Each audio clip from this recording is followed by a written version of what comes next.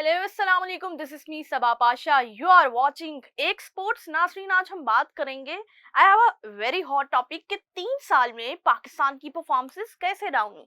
Pakistan cricket team का 3 साल का जो डाउनफॉल है उस पर मैंने सोचा कि हमें थोड़ी बहुत डिस्कशन करनी चाहिए। तो मैं आपको बता दूं कि ये शुरुआत होती है जब एशिया कप होता है दुबई में, जब वर्ल्ड कप होता है फिर वहां पर। और ये उस टेन्योर की बात है जब हमारे 3 पेसर्स, जिसमें हारिस थे, शाहीन थे, नसीम थे, इनका बोलबाला था। मतलब हर इंसान ये कह रहा था कि वर्ल्ड क्लास बॉलिंग पाकिस्तान के पास है। और कहा जा रहा था कि नसीम शाह को कोई नहीं पकड़ सकता। मतलब is an amazing bowler as well as Shaheen बहुत उम्दा है। और हारिस को तो स्पीड गन कह दिया गया। हारिस की बात कर रही हूँ तो मैं आपको बता दूं कि उन्हें अभी रिसेंटली एक एजाज मिला है। वो एजाज क्रिकेट में नहीं मिला, उनकी जिंदगी में मिला है। हारिस रऊफ का बेटा हुआ है और बहुत मुबारकबाद उन्हें। और हम ये दुआ करेंगे कि उनके बेटे के मुबारक कदम इस दुनिया में जो है वो पाकिस्तान की क्रिकेट के लिए भी अच्छे रहें और हारिस रऊफ की परफॉर्मेंस जो है वो बेहतर हो जाए।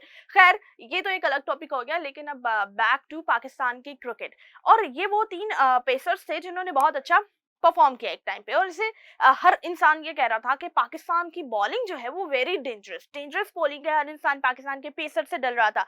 लेकिन अचानक अचानक नहीं हुआ, ये ग्रेजुअली हुआ। ये ग्रेजुअली एक्चुअली क्यों हुआ, इसके पीछे एक पूरा स्ट्रक्चर है। इसके पीछे ब्यूरोक्रेट्स की कहानी है, इसके पीछे इंटीरियर मिनिस्टर की कहानी है, इसके पीछे मेंटोर्स की कहानी है। और मेंटोर्स, वो मेंटोर्स जो अभी भी खेलना चाहते हैं। खैर, इस पे मैं एक डिटेल डिस्कशन करने वाली हूँ। आप बस दिल को थामे रखें, क्योंकि फैक्ट्स जब सुनने को बैठते हैं तो फिर बहुत सी वजाहतें देनी पड़ती हैं। तो सबसे पहले बात करेंगे पाकिस्तान के स्ट्रक्चर के हवाले से।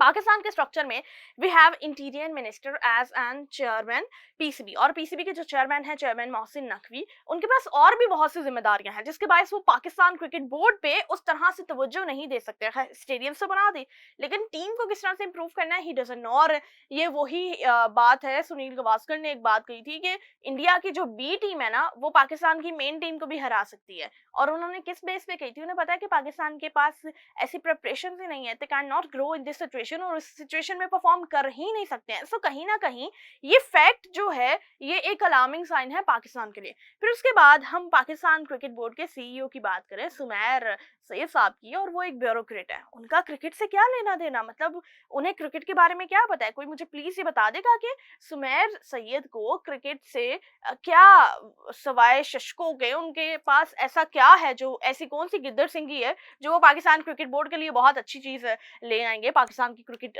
के लिए बहुत इंप्रूवमेंट आ जाएगी?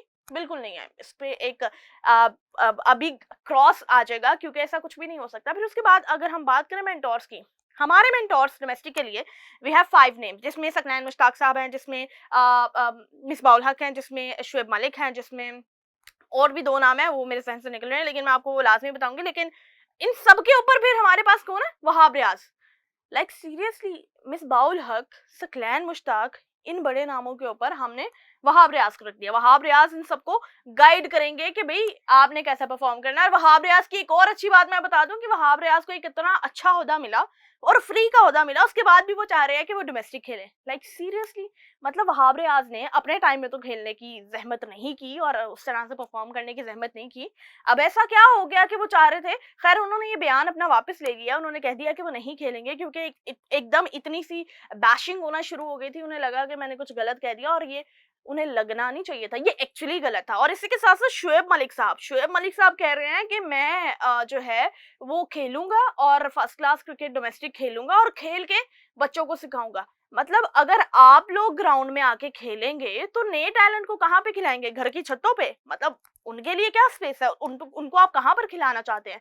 अगर ये मेंटोर्स अपने टाइम पे खेल लेते तो शायद पाकिस्तान की क्रिकेट उस टाइम पे और बेहतर हो जाती। लेकिन अभी शुएब मलिक साहब की ये बात बहुत सी अनयूजुअल बातों को एक फुल स्टॉप दे दिया कि ये पाकिस्तान का डोमेस्टिक स्ट्रक्चर है, ये पाकिस्तान का क्रिकेट का स्ट्रक्चर है। और ये वो मेंटोर्स हैं जिन्हें पता है कि क्रिकेट बोर्ड को कख नहीं पता और चेयरमैन पीसीबी को कख कख नहीं पता, उन्हें जिस तरह भी हम टैकल करके और जितना उनको डिस्ट्रैक्ट कर सकते हैं करें, क्योंकि he doesn't know what to do. हम जो कहेंगे वो कर लेंगे और एक्चुअली ये हो रहा है और इसी में पाकिस्तान की टीम की बर्बादी भी हो रही है। और मेरे ख्याल से ये जो म्यूजिकल चेयर वाला सिस्टम लगा हुआ था ना, पहले नजम सेठी, ज़का अशरफ, रमीज राजा, फिर नजम सेठी, ज़का अशरफ, ये जो और फिर मोहसिन नकवी साहब, ये जो रोलर कोस्टर चल रहा था ना, इसमें टीम तो ऑलरेडी बर्बाद हो गई। और मैं प्लेयर्स को समटाइम्स, इसीलिए प्लेयर्स की गलतियां होती हैं, लेकिन मैं इसलिए एक्चुअली उनको बिल्कुल पॉइंट आउट नहीं करती, क्योंकि उनके बैकएंड पे जो चीजें चल रही होती हैं, एक प्लेयर को परफॉर्म करने के लिए एक मेंटल स्पेस चाहिए और उनको प्रॉपर फैसिलिटेट करना चाहिए।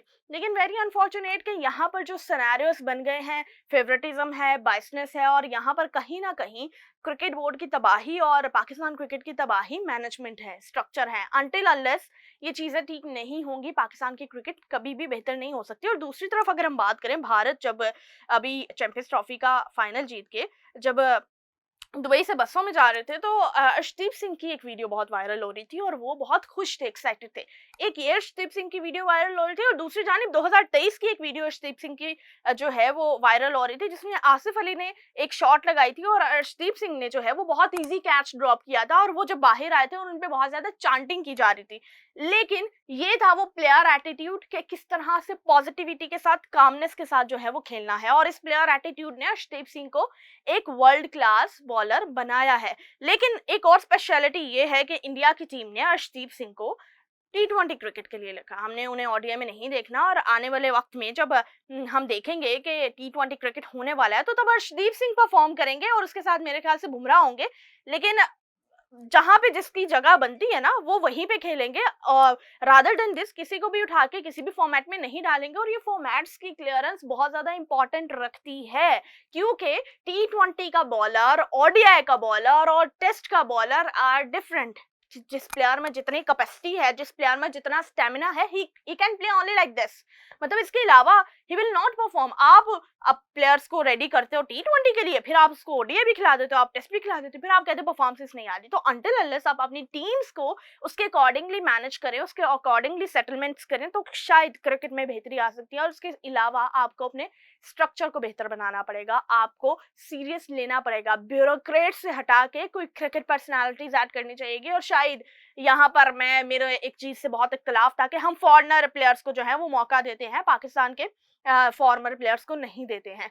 तो शायद फॉरेनर प्लेयर्स को मौका देना ही बेहतर चीज है, क्योंकि वो फैक्ट्स पे बात करेंगे, क्योंकि वो बात करेंगे एक्चुअल रियलिटी पे, वो बिला वजह किसी की नहीं सुनेंगे। और अभी हमने हाल ही में ऐसी बहुत सी एग्जांपल देखी हैं कि जो फॉरेनर कोचेस आते हैं वो चले जाते हैं, रिजाइन कर जाते हैं, क्योंकि उन्हें उनकी मनमानी नहीं करने दी जाती, वो जो करना चाहते हैं उन्हें वो करने नहीं दिया जाता। फिर आप कहते हैं कि रिजल्ट्स नहीं आ रहे हैं, 1 महीने में रिजल्ट्स नहीं आते हैं, you have to give them time. आप उन्हें 5 महीने, 6 महीने, 1 साल करने और भी दे दो ना, तो उसके बाद आप देखो कि क्रिकेट कितना बेहतर हो रही है, क्रिकेट कितना पॉजिटिविटी की साइड पे जा रही है। तो अंटिल अनलेस ये चीजें सॉर्ट आउट होंगी, पाकिस्तान की टीम परफॉर्म करेगी। लेकिन एक सवालिया निशान है मेरे लिए भी, आप सबके लिए भी, कि ऐसा कैसे होगा। और आप मुझे कमेंट्स में लाजमी बताएं कि आप क्या समझते हैं इस चीज के बारे में, और अपने कमेंट्स लाजमी वीडियो के नीचे दीजिएगा। और इंडिया की टीम की परफॉर्मेंसेस के हवाले से अगर कंपैरिजन किया जाए पाकिस्तान की टीम को, तो आप क्या समझते हैं कौन सी टीम की ज्यादा जो है हम कह सकते हैं टीम पॉलिश की जा रही है? लाजमी बताइएगा। देखते रहिए एक स्पोर्ट्स।